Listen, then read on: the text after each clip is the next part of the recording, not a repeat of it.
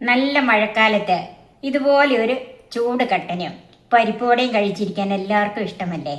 എന്നാൽ ഇത് പരിപ്പ് വടയല്ല കേട്ടോ. നമ്മുടെയൊക്കെ വീട്ടിൽ ധാരാളമുള്ള ചക്ക കൊണ്ടുണ്ടാക്കിയ ചക്കവട.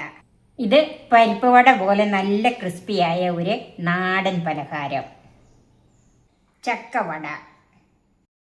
ഇതിന് പ്രത്യേകിച്ച് ചിലവൊന്നുമില്ലല്ലോ, നമ്മുടെ വീടുകളിലുള്ള ചേരുവകൾ മാത്രം.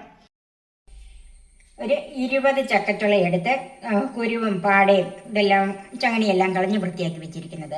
ഒന്നുകിൽ ഇത് പൊടിയായിട്ട് അരിഞ്ഞെടുക്കണം, അല്ലെങ്കിൽ മിക്സിയിലൊന്ന് ചതച്ചെടുക്കണം. ഒരു മീഡിയം സവാള ഇത് പൊടിയായിട്ട് അരിയണം.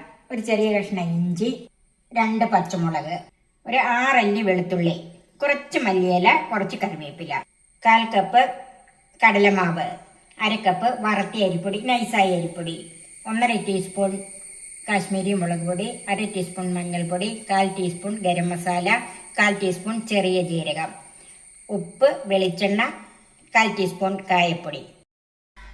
ചക്ക ചതച്ചെടുക്കാനായിട്ട് ഞാനൊന്ന് ചെറുതാക്കി അരിഞ്ഞു വെച്ചിട്ടുണ്ട്. സവാള ചെറുതായിട്ട് അരിഞ്ഞ്, പച്ചമുളക്, ഇഞ്ചി, വെളുത്തുള്ളി, മല്ലിയില, കറിവേപ്പില എല്ലാം ചെറുതായിട്ട് അരിഞ്ഞു വെച്ചിട്ടുണ്ട്. ചക്കച്ചുള ഇനി ഒന്ന് ചതച്ചെടുക്കാം. അതിനായിട്ടാണ് ഇത് ചെറുതായിട്ട് അരിഞ്ഞു വെച്ചത്. ഇത് വെള്ളമൊന്നും ചേർക്കണ്ട, ഒന്ന് ചതഞ്ഞ് കിട്ടിയാൽ മതി.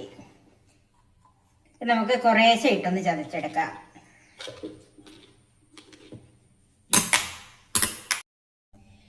ഇപ്പം ഞാൻ 2 പ്രാവശ്യമായിട്ട് ചക്കച്ചുളി ഒന്ന് ചതച്ചെടുത്തിട്ടുണ്ട്. അത് ഇതുപോലെ ചതച്ചെടുത്താൽ മതി. 1-2 പ്രാവശ്യം ഒന്ന് പൾസ് ചെയ്തെടുത്താൽ മതി കേട്ടോ.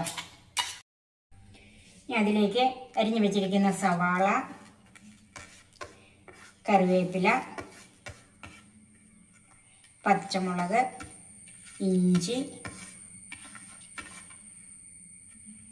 വെളുത്തുള്ളി, മല്ലിയില, ചെറിയ ജീരകം, മഞ്ഞൾപ്പൊടി, ഗരം മസാല, മുളക് പൊടി, ഉപ്പ്, കായപ്പൊടി. ഇനി ഇതെല്ലാം കൂടി ഒന്ന് മിക്സ് ചെയ്യാം.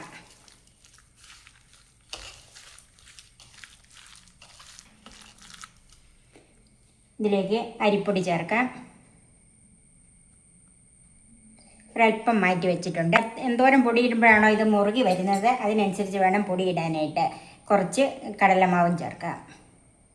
അതും ഒരല്പം മാറ്റി വെച്ചിട്ടുണ്ട്.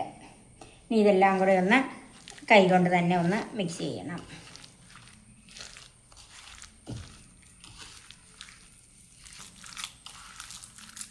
അത് പോരാത്തത് കൊണ്ട് ഞാൻ ബാക്കി അരിപ്പൊടിയും കടലമാവും കൂടെ ചേർക്കുവാണ്.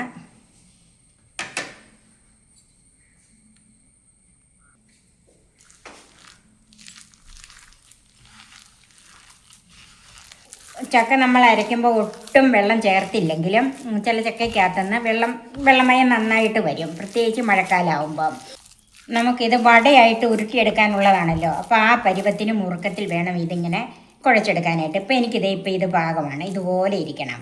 എനിക്ക് എടുത്ത അരിപ്പൊടി പാകമായിരുന്നു. ഇനി നമുക്ക് കയ്യിൽ ഒരല്പം എണ്ണ തൂത്തുകൊണ്ട് ഇതൊന്ന് ഉരുട്ടി എടുക്കാം. ഒത്തിരി വലിപ്പമൊന്നും വേണ്ട. ഒന്ന് ഉരുട്ടിയിട്ട് ഒന്ന് നമ്മുടെ പരിപ്പ് വടയ്ക്ക് ഒന്ന് പരത്തുന്ന പോലെ ഇതുപോലെ ഒന്ന് പരത്തി കൊടുക്കാം. ഇത് നമുക്ക് മാറ്റി വെക്കാം. ഇങ്ങനെ ഇത് മുഴുവൻ ഉരുട്ടിയെടുക്കാം. എണ്ണ നന്നായിട്ട് ചൂടായി കഴിഞ്ഞ് തീ ഒന്ന് കുറച്ച് കൊടുക്കണം. എന്നിട്ട് ഓരോന്നും നമുക്ക് ഇതിലേക്ക് ഇട്ട് കൊടുക്കാം.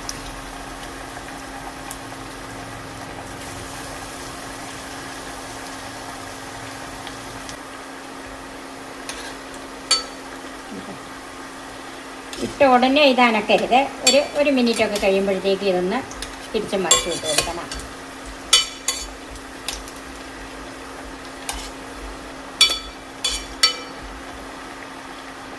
തീ കുറച്ച് വെച്ചെങ്കിലേ ചകമൊക്കെ ഇന്ന് വെന്ത് വരണമല്ലോ. പച്ചച്ചക്കയല്ലേ, ബാക്കിയെല്ലാം പച്ചയല്ലേ. ഒന്ന് വെന്ത് വരാനായിട്ട് തീ കുറച്ച് തന്നെ വെച്ച് കൊടുക്കണം. ഇടയ്ക്കിടയ്ക്ക് ഇങ്ങനെ തിരിച്ചിട്ട് കൊടുക്കണം. അപ്പം ഈ വട നന്നായിട്ട് മുരിഞ്ഞിട്ടുണ്ട്. നമുക്ക് കോരിയെടുക്കാം. ബാക്കി നമുക്ക് ഇതുപോലെ വറുത്തെടുക്കാം. ഇത് നിങ്ങളെല്ലാവരും ഉണ്ടാക്കി നോക്കേണ്ട ഒരു നാടൻ പലഹാരമാണ്. വൈകുന്നേരങ്ങളിൽ കട്ടൻ കാപ്പിയോടൊപ്പം നല്ല കറുമുറ കടിച്ച് തിന്നാൻ പറ്റിയ നല്ലൊരു നാടൻ പലഹാരം. ഇത് നിങ്ങൾ ഉണ്ടാക്കി നോക്കി നിങ്ങൾക്ക് ഇഷ്ടപ്പെട്ടാൽ എൻ്റെ ഈ ചാനൽ സബ്സ്ക്രൈബ് ചെയ്യാനും എൻ്റെ ഫേസ്ബുക്ക് പേജ് ലൈക്ക് ചെയ്യാനും ഷെയർ ചെയ്യാനും കമൻറ്റ്സ് അറിയിക്കാനും മറക്കരുത്. പുതിയ പുതിയ വിഭവങ്ങളുമായി നമുക്ക് വീണ്ടും കാണാം. ഞാൻ സോഫി കുര്യാക്കോസ്.